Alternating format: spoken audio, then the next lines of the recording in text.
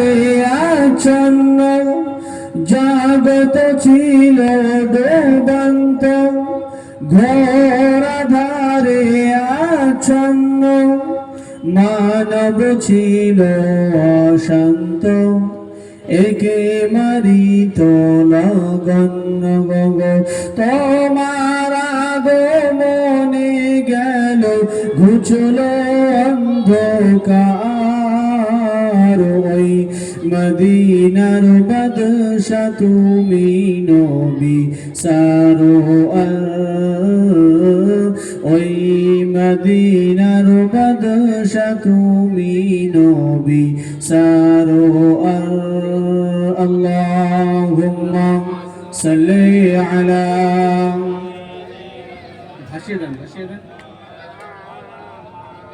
ওয়া আলা আলি।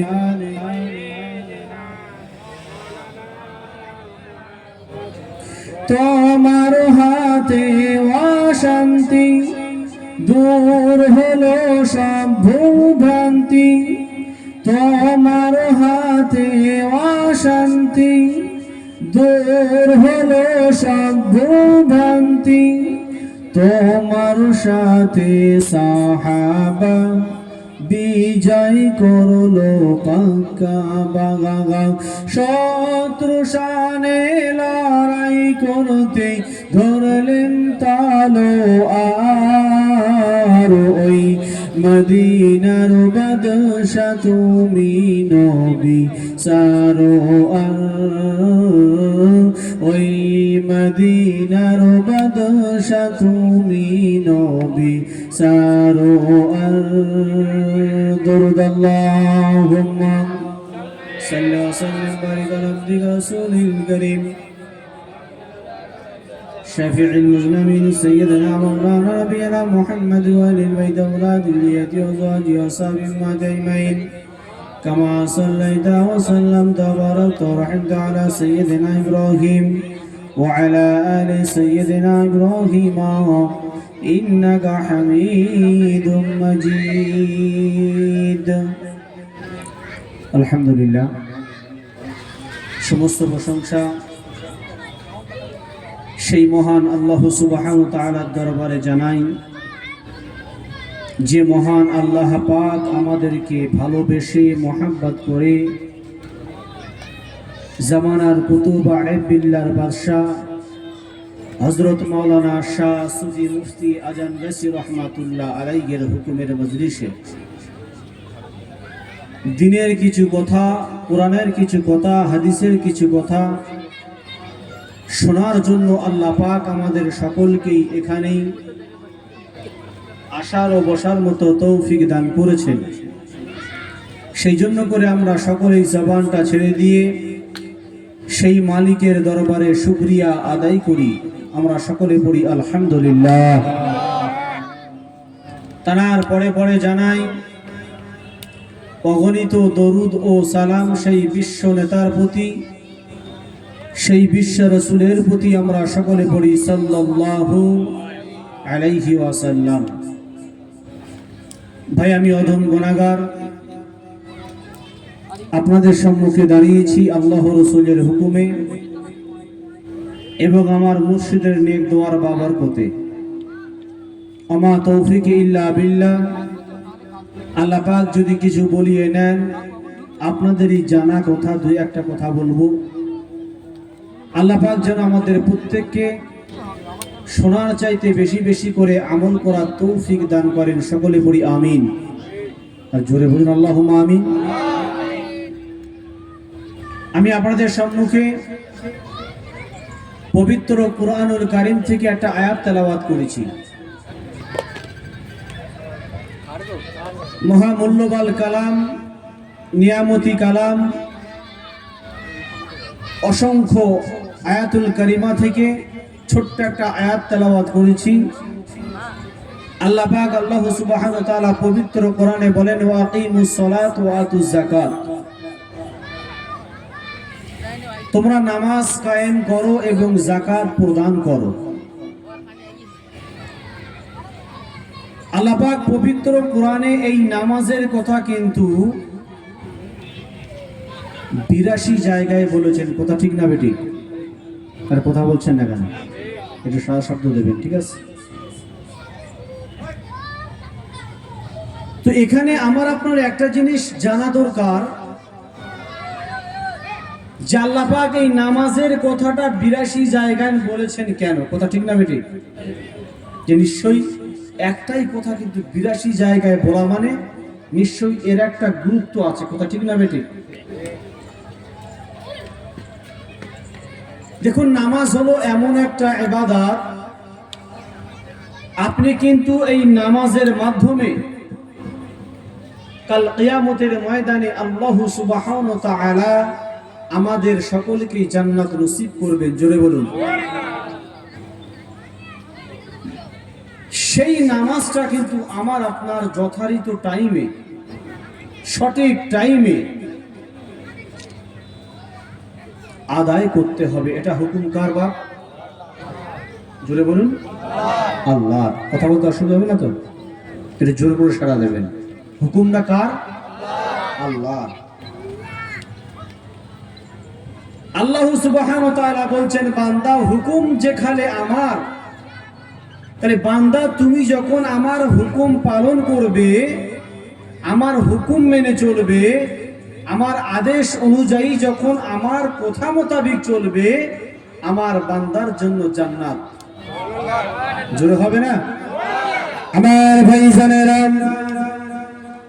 ও জওয়ানেরা, যুবকেরা, ও আমার মুরব্বিয়ানেরা, এর গভীর মনোযোগ দিয়ে শুনে রেখে দিন বাবা। আল্লাহ পাক আল্লাহ তাআলা বলেন, হে দুনিয়ার মানুষেরা, তোমরা শুনে রেখে দাও, নামাজ হলো প্রধানত হুকুম আমার। জোরে বলুন। বান্দা তুমি দুনিয়ার জমিনে আমার নামাজটা যখন আদায় করবে, আমার হুকুমটা যখন মেনে চলবে, আমার বান্দা যখন আমার হুকুম অনুযায়ী দুনিয়াতে চলাফেরা করবে, আমার রাসূলের সুন্নাহ মেনে চলবে, আল্লাহ পাক ডাক দিয়ে বলেন, বান্দা দুনিয়াতে তুমি ঘাবড়াবে না। কেন? দুনিয়াতে আমি আল্লাহ তোমার জিন্দেগিটা শান্তি দিয়ে আমি আল্লাহ ভরপুর করে দেব। জোরে হবে না সুবহানাল্লাহ? বান্দা চিন্তা করবে না।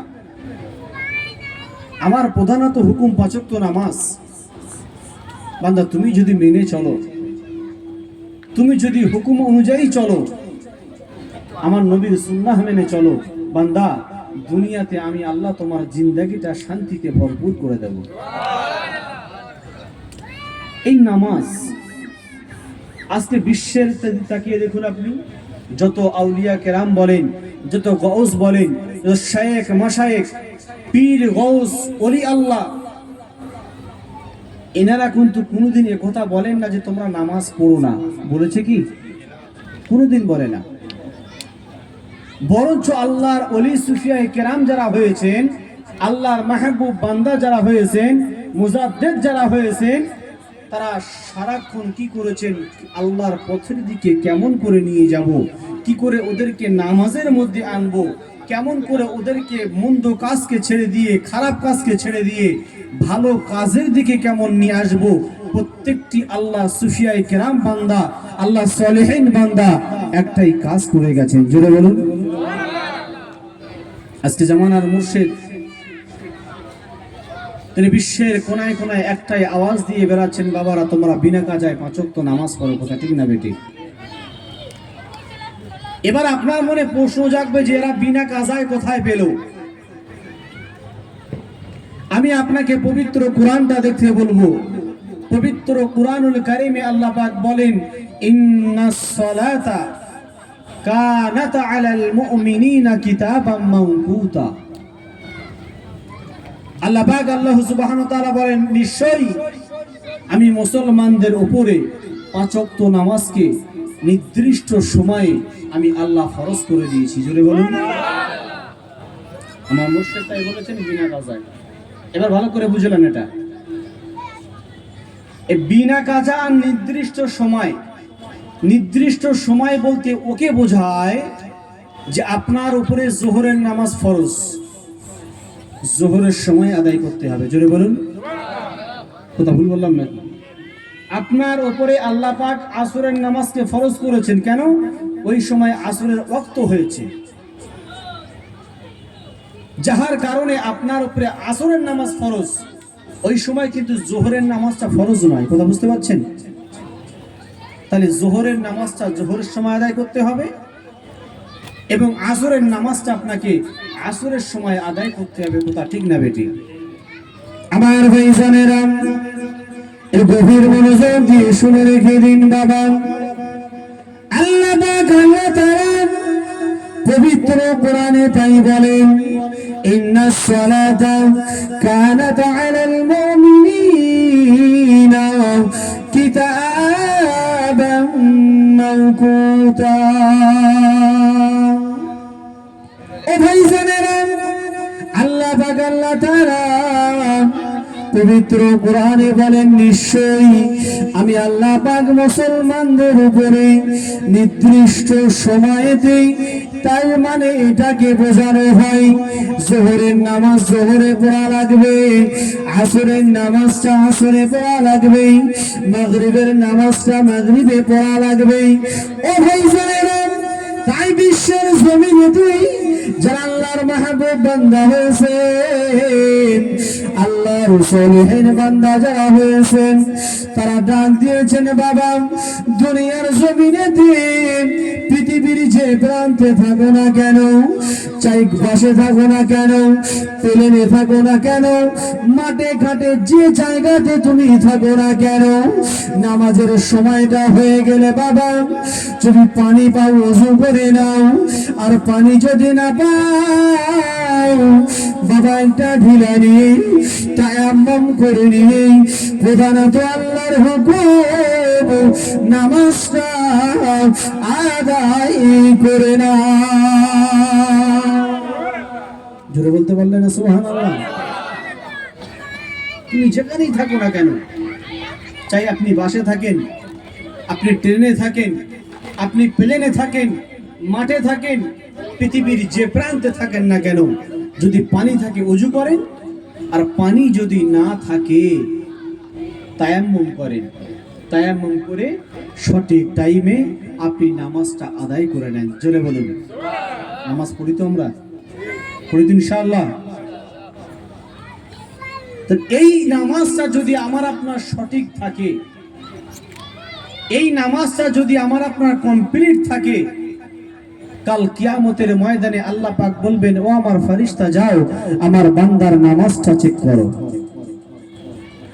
কেন?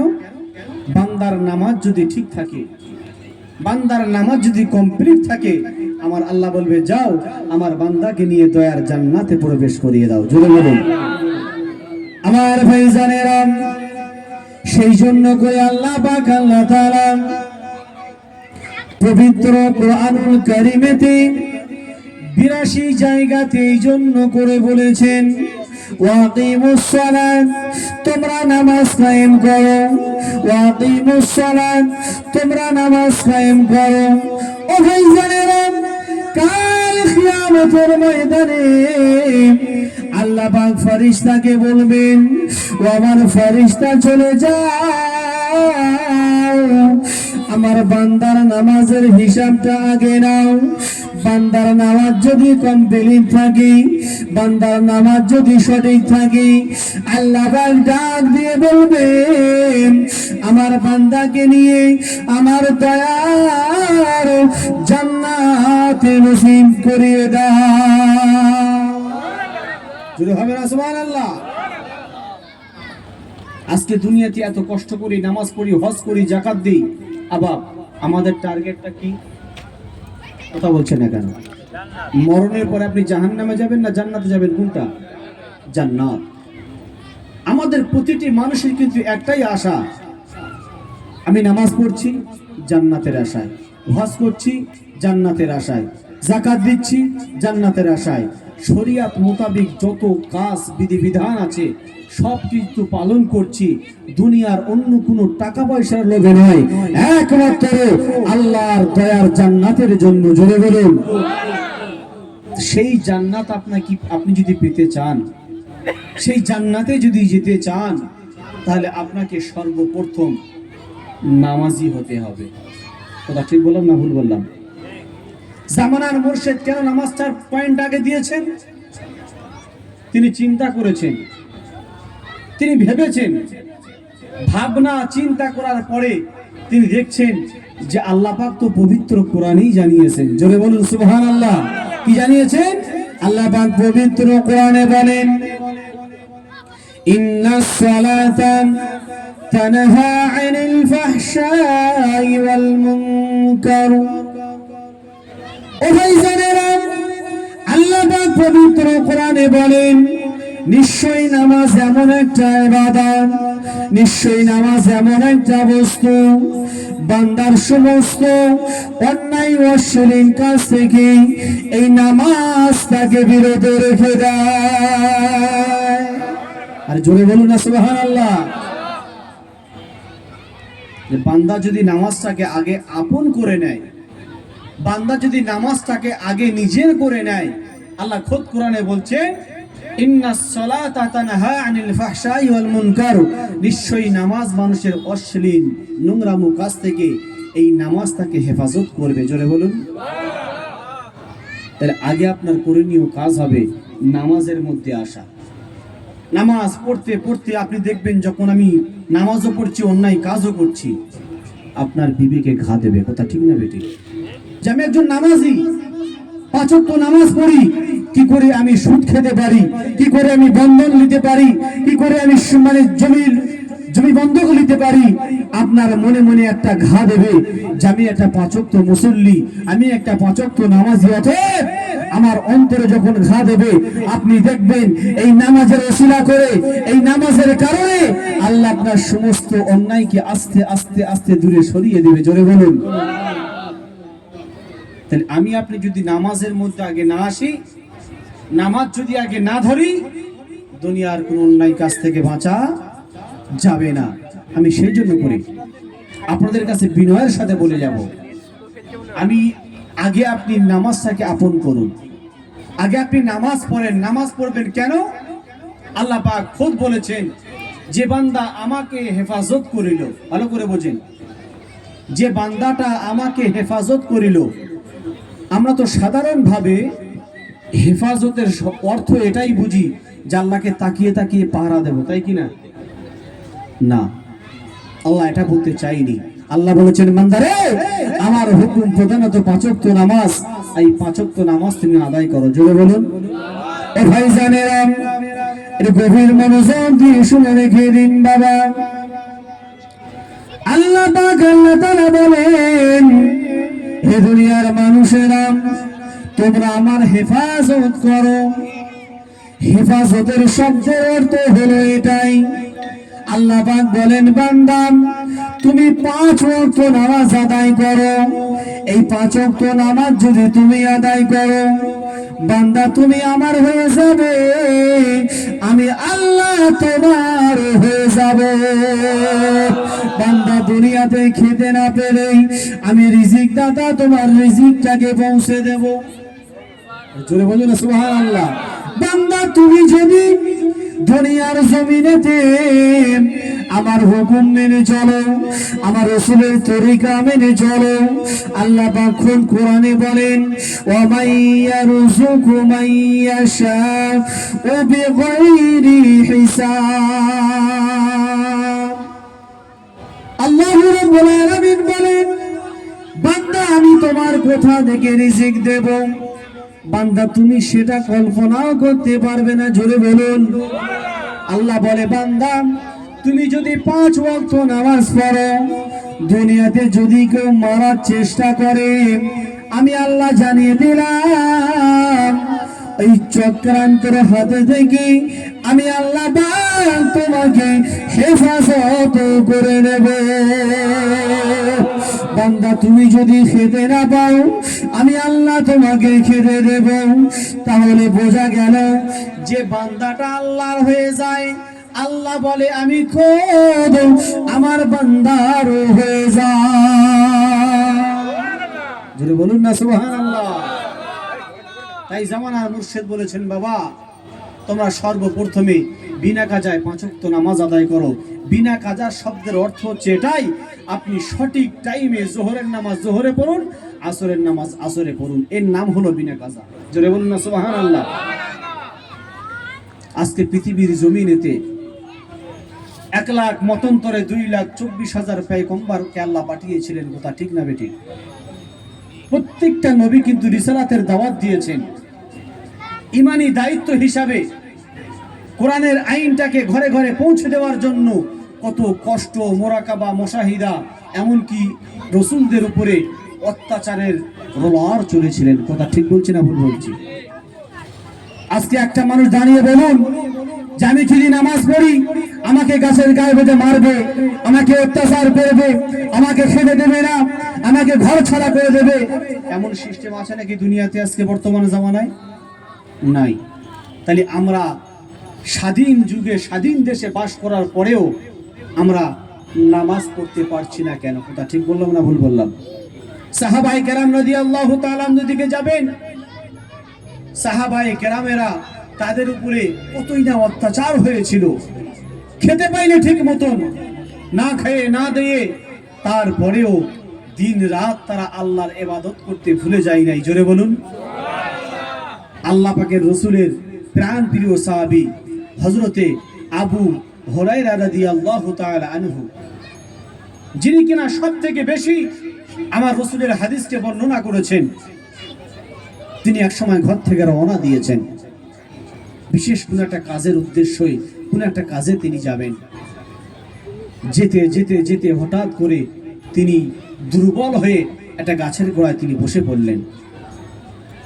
অন্য কোনো কারণে নয়, হযরতে আবু হুরায়রা রাদিয়াল্লাহু তাআলা আনহু 3 দিনের না খাওয়া, তারপরেও তিনি 1 সেকেন্ডের জন্য আমার আল্লাহকে আল্লাহ বলা ভুলে যায় নাই। জোরে বলুন।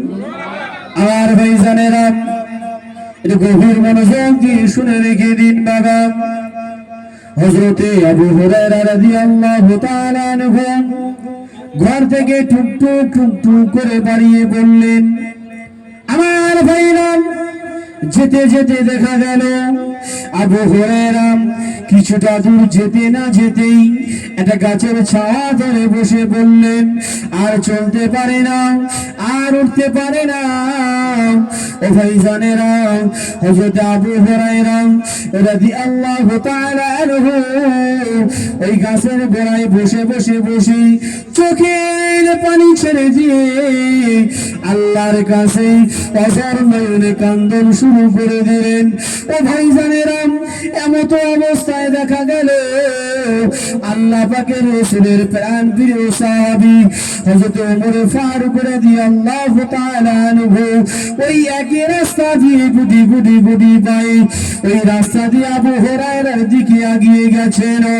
ও ভাইজানেরা, হযরত আবু হুরায়রা রাদিয়াল্লাহু তাআলা আনহু ওমর ফারুককে দেখে তিনি খুশিতে বলে বলবা হয়ে গেলেন, না না, আমি আবু হুরায়রা আজ 3 দিন অতিবাহিত হয়ে গেল, আমি কোনো খাদ্য খেতে পাই নাই, আমার পেটে কোনো খাদ্য ধরে নাই।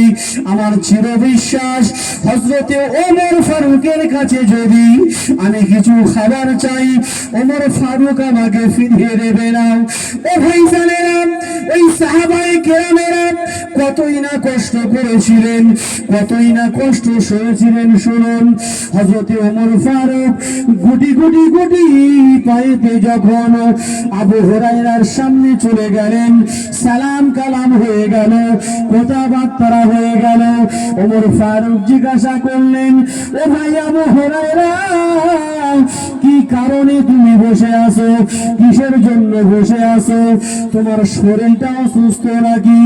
ওই সময় আবু হুরায়রা বলেছিলেন, ও আল্লাহর রাসূলের প্রাণ প্রিয় সাহাবী, আমার শরীর খারাপ নয়, তবে কিসের জন্য বসে আছো?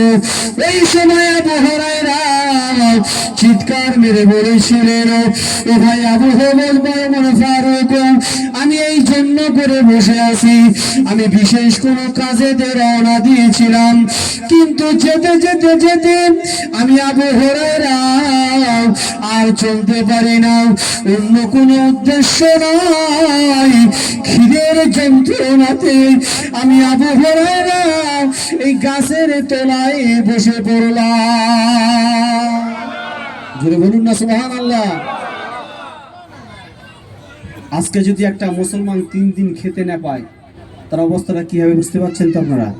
3 দিন তো দূরের কথা, এক বেলা যদি খেতে না পায়, মানুষ আমরা পাগল হয়ে যাই, অস্থির হয়ে যাই, পরেশান হয়ে যাই।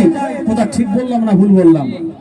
আমার ভাইজানেরা, আবু হুরায়রা বলেছিলেন, ও আল্লাহর রাসূলের প্রাণ প্রিয় সাহাবী, তোমার কাছে যদি কোনো খাদ্য থাকে, আমি আবু হুরায়রা, আমাকে তুমি দাও। কেন নাও?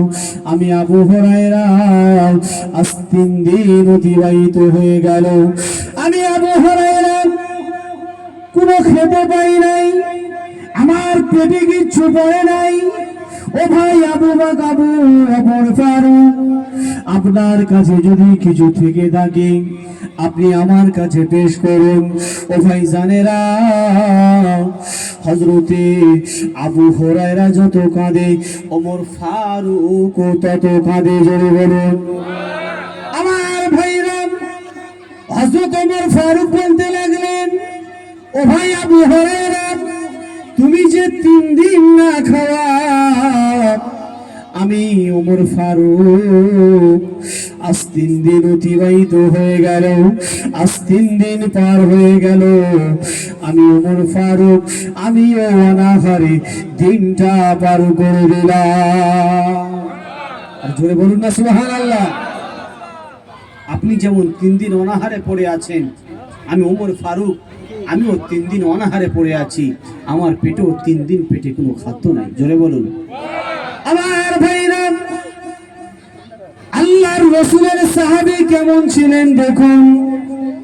শত কষ্ট সহ্য করে, শত কষ্ট গায়ে সইয়ে নিয়ে, তারপরে আল্লাহর হুকুম, 1 সেকেন্ডের জন্য আল্লাহকে ভুলে যায় না।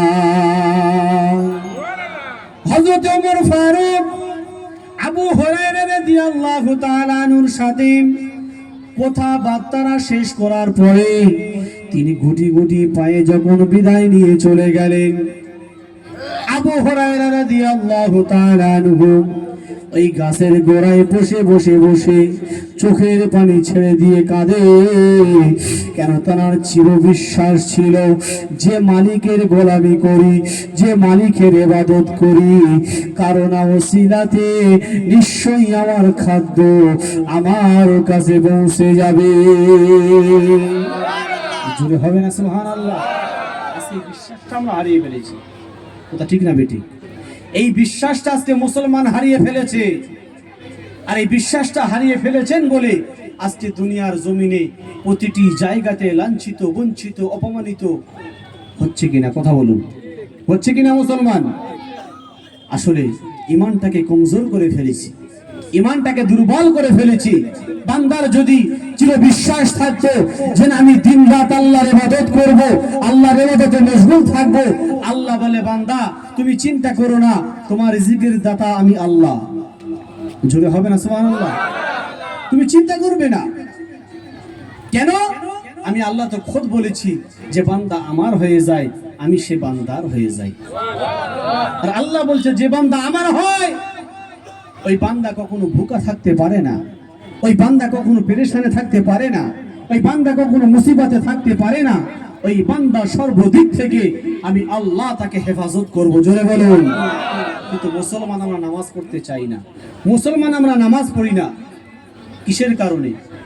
আপনি কি একদিনও চিন্তা করেছেন? আপনি দৈনিক 5 ওয়াক্ত নামাজ কাজা করছেন, 5 ওয়াক্ত নামাজ আপনি পড়েন না, পরিত্যাগ করে দিচ্ছেন। কাল কিয়ামতের ময়দানে আল্লাহ সুবহানাহু ওয়া তাআলার কাছে কি হিসেব আপনি দেবেন? আমি বাবুর আলী, কাল কিয়ামতের ময়দানে আল্লাহ পাক যদি আমাকে দান করিয়ে দেয় যে বাবুর আলী তোমার 40 বছরের ইবাদতের 40 বছরের তোমার হিসাব দিতে হবে না, 50 বছরের হিসাব লাগবে না, তুমি 1টা ঘন্টার হিসেব আমার কাছে দাও, আমি কিন্তু সেই দিনই রাস্তা কোথায় দেখবো যে কখন আমি ছুটে পালিয়ে যাব। তাহলে আমি যখন 60 বছর হায়াত পেলাম, আল্লাহ পাক যখন আমাকে বলবেন যে তুমি 1 ঘন্টার হিসেব আজকে আমার কাছে দাও, হে বন্ধু, এ যুবক, তখন কিন্তু বুঝে আসবে যে বিশ্বের জমিনেতে ওলামায়ে কেরামগণেরা, সুফিয়ায়ে কেরামেরা তারা 5 ওয়াক্ত নামাজের কথা বলতো, আরে নিশ্চয়ই আমাদের ভালোর জন্য বলতো। কথা ঠিক না বেঠিক? আজকে আলেমদের কথা যদি মেনে চলেন, পীর মাশাইখদের কথা যদি মেনে চলেন, আপনি দুনিয়াতেও শান্তি পাবেন, আখিরাতেও শান্তি পাবেন। জোরে বলুন সুবহানাল্লাহ। তাহলে আমার মতো লোক যদি 1 ঘন্টার হিসাব আল্লাহর কাছে যদি দিতে না পারি, তাহলে আমরা তো অনেক লোক আছি 40 বছর নামাজ পড়ি না, 80 বছর নামাজ পড়ি না, 50 বছর পার হয়ে গেল, শুধুমাত্র 2 ওয়াক্ত নামাজ পড়ি, ঈদুল ফিতর আর ঈদুল আজহা, আর মাঝে মাঝে জানাজা। এটা ঠিক বলছি না ভুল বলছি? রহজ এরকম মুসলিম পাবেন আপনি। অনেক গ্রামে এরকম মুসলমান আছে যে বছরে দুই ঈদের নামাজ পড়ে আর তালে তন্তরে জানাজার নামাজে শরীক হয়, আবার বলে আমি নিজে মুসলমান। আপনি যদি নিজেকে ইমানদার বলে দাবি করেন, নিজেকে যদি মুমিন মুসলমান বলে দাবি করেন, আপনার করণীয় কর্তব্য হলো সর্বপ্রথমে আপনাকে 5 ওয়াক্ত নামাজ আদায় করা লাগবে। কথা ঠিক না বেঠিক? আবার একটা এক্সাম্পল শুনুন। আপনি নতুন বিয়ে করেছেন, ভালো করে বুঝুন। আপনি নতুন বিবাহ করেছেন, বিবাহ করার পরে আপনি যদি বলেন যে আমি আমার বিবিকে এলাক পোশাক খাই, খাওয়া দাওয়া আমার জিম্মা কিছুই নয়, বউ আপনার কাছে থাকবে? কথা বলছেন না কেন? বউ থাকবে না।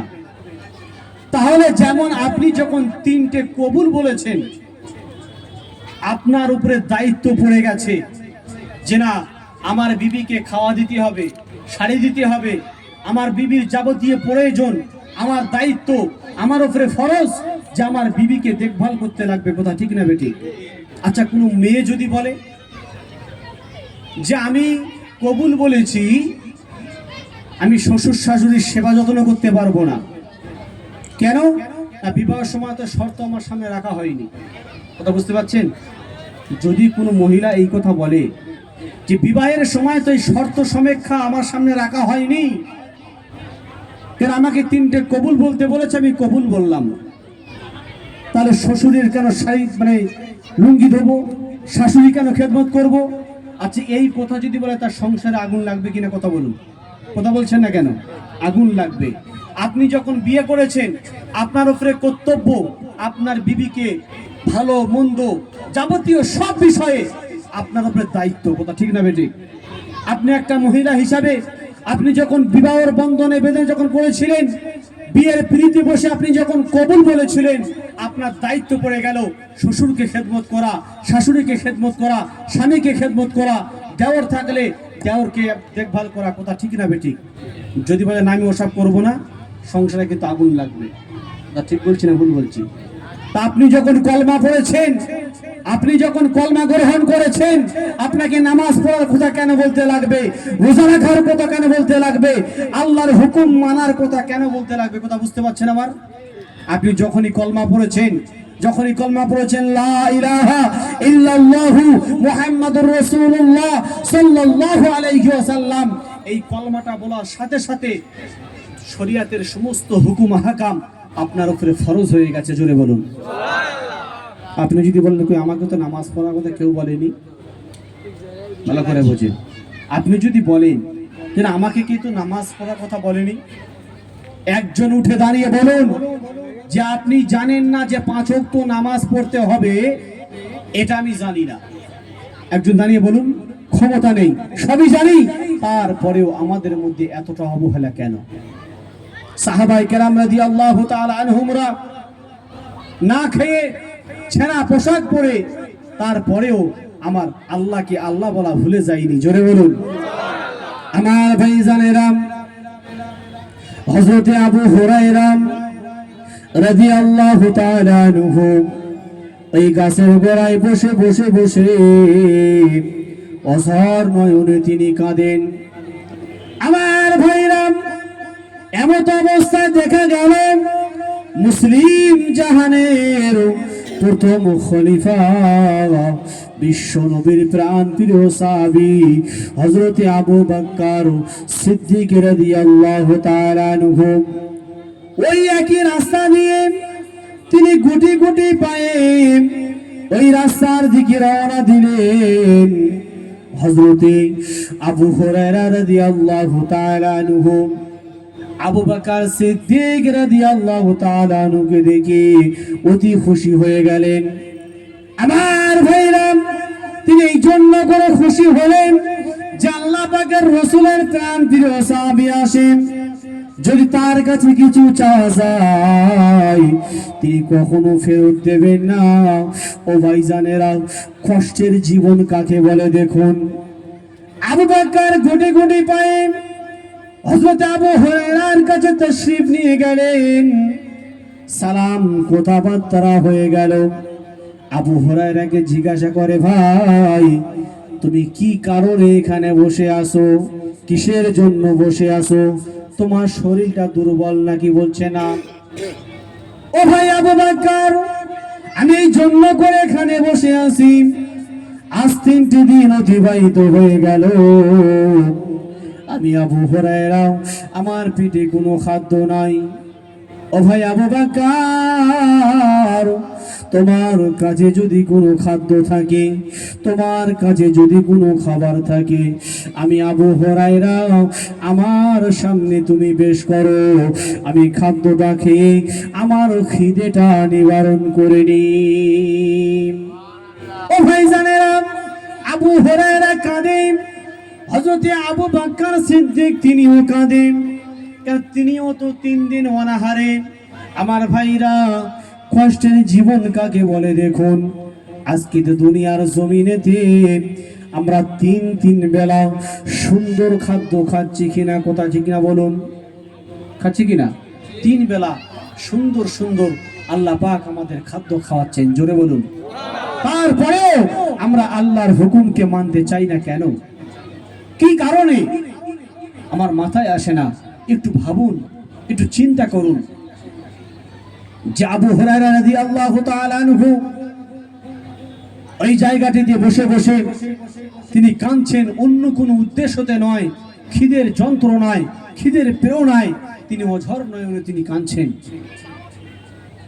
হযরত আবু বকর সিদ্দিক রাদিয়াল্লাহু তাআলা আনহু তার সাথে কথা হলো, তিনিও একই কন্ডিশনে আছেন যে ভাই আমি আবু বকর, আজ 3 দিন অতিবাহিত হয়ে গেল, আমিও না খেয়ে আল্লাহর রাস্তায় দিন পার করে দিয়েছি, জোরে বলুন। ও ভাই জানেরা, আবু বকর বিদায় নিয়ে চলে গেল। হযরত আবু হুরায়রা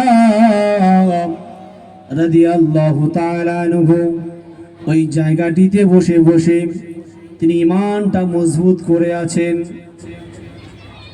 ঈমানের পাওয়ার কারে বলে দেখুন। সাহাবীদের জীবনে কেমন কেটেছেন শুনুন। তিনি বিশ্বাস ছিলেন যে না না, যে আল্লাহ দুনিয়ার জমিনে আমাকে পাঠিয়েছে, নিশ্চয়ই কোথাও না কোথাও আমার রিজিকের ব্যবস্থাপনা করে রেখেছে। আজকে আমরা মুনাফিক মার্কা মুসলমান, এই বিশ্বাসটা হারিয়ে ফেলেছি। মসজিদের ইমাম সাহেব যদি গিয়ে বলে যে ভাই চলো মসজিদে নামাজ পড়তে যাবে, বলে হুজুরের কাজ নাই, হুজুর শুধু নামাজ নামাজ নামাজ, মাঠে না খাটলে খাওয়া হয় না, বলে কি নাম, কথা বলে না। ইমাম সাহেব যদি গিয়ে বলে ভাই চলেন আল্লাহর হুকুমটা আদায় করবেন, বলে সম্ভব নয়, বলে কেন?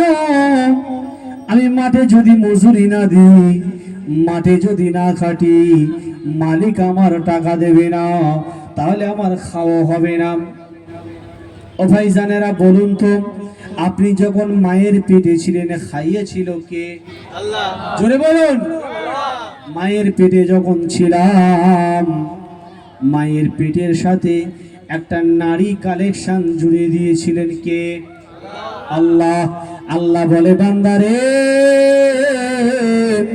তোমার তখন বিশ্বাস ছিল যে মায়ের পেটে আমার বলার ক্ষমতা ছিল না, কোনো অঙ্গ প্রত্যঙ্গ তৈরি হয় নাই। আল্লাহ সেই থেকে নিয়ে 10 মাস 10 দিন যদি মায়ের পেটেতে খাওয়াতে পারে, তাহলে দুনিয়ার জমিন আল্লাহ খাওয়াতে পারে কিনা কথা বলুন। ও ভাইজানেরা, তাহলে আমার আপনার জবান দিয়ে এই কথাটা বার হয় কি করে? ইমাম সাহেব যদি নামাজ পড়তে যাই, যদি নামাজ পড়তে যাই তাহলে খাওয়া হবে না, কেন মাঠে খাটা যাবে না। ও ভাইজানেরা, এই ইমানের কমজোরিটা সরিয়ে দেন। আপনি দুনিয়াদারিও করুন শরিয়াত মোতাবেক, তারপরেও আল্লাহর হুকুমটা মেনে চলুন। আল্লাহ আপনার কামিয়াবি রাস্তা দেখিয়ে দেবে। জোরে বলি সুবহানাল্লাহ। উচ্চ আওয়াজে দরুদ শরীফ পড়ি। আল্লাহুম্মা সাল্লি আলা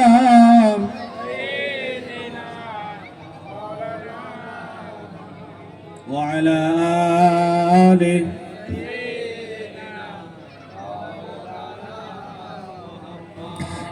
একদিন তোমারি নাম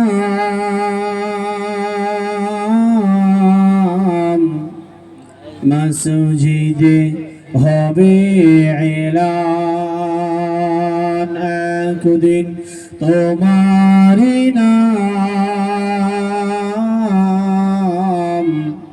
মসজিদে হবে এলান। তৈরি থেকো, তৈরি রেখো, কবরের মাল সামান, একদিন তোমারি নাম মসজিদে হবে এলান, একদিন তোমারি নাম মসজিদে হবে এলান।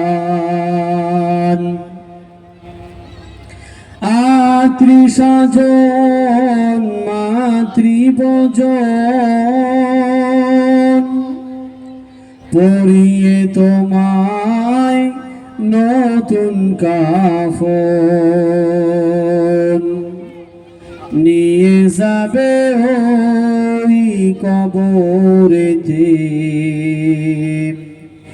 থাকবে না কেউ আপন, একদিন তোমারি নাম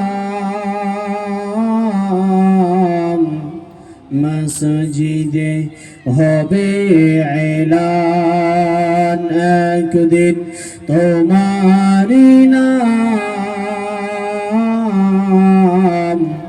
মসজিদে হবে এলান। আল্লাহুম্মা সাল্লি আলা সাইয়্যিদিনা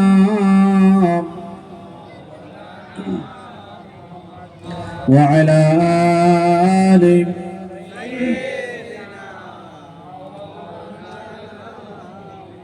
আমার দিনদার আল্লাহওয়ালা বাবজিও ভাইরা। তাহলে আমরা আপনাদেরকে আমি যে কথা বোঝাতে চাইছিলাম, দেখুন, যার মধ্যে নামাজ নাই তার কিন্তু ঈমান নাই, যার মধ্যে নামাজ আছে তার ঈমান আছে।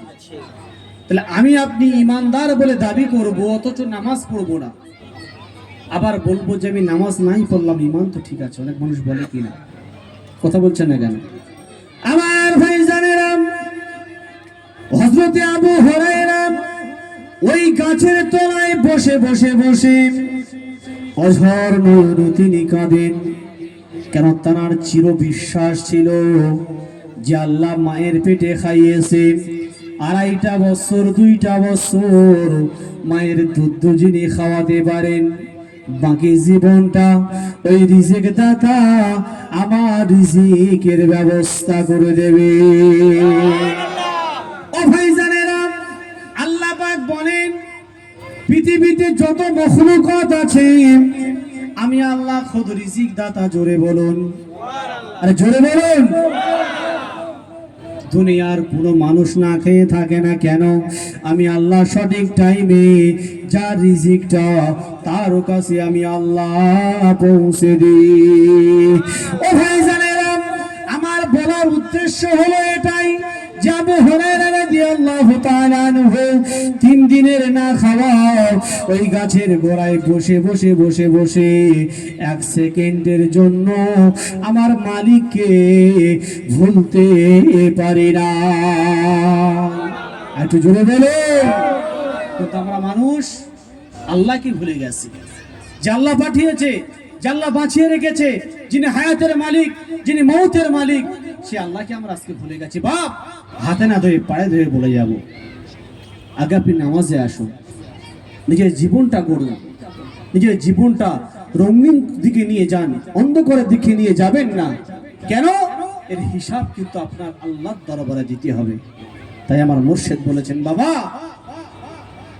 বিনা গাজায় 5 ওয়াক্ত নামাজ আদায় করো।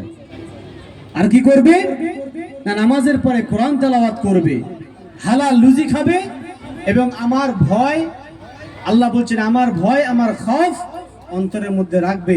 এই 4টে জিনিস তোমরা মানো, চাই তোমরা যে দল করো না কেন, এই 4টে জিনিস মেনে যদি চলতে পারো, আল্লাহ চাইলে আমাদের জান্নাত নসিব করবে। জোরে বলুন, আর একটু জোরে বলুন। যুবক, তোমার পায়ে ধরে বলে যাব, তুমি আগে এসো, ইসলাম জিন্দা হবে। জোরে বলুন।